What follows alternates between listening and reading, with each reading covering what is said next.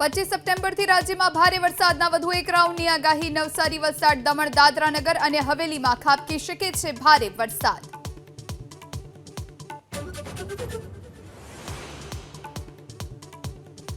કચ્છમાં ફરી દાદાનું બુલડોઝર એક્શનમાં। ભુજ, માંડવી રોડ રસ્તા અને પાણીના વહેણને અડચણરૂપ દબાણો પર ફરી વળ્યું બુલડોઝર। ધાર્મિક દબાણોને પણ કરાયા દૂર।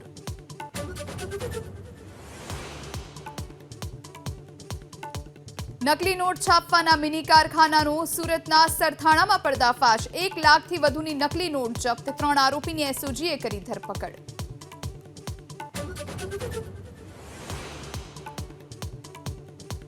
ગોંડલ યાર્ડમાં જે લસણને ચાઇનીઝ લસણ ગણાવાયું તેના સેમ્પલ મોકલાયા પુણે। કંડલાના રિસર્ચ સેન્ટરમાં લસણ ચાઇનીઝ છે કે નહીં તે નક્કી ન થયું।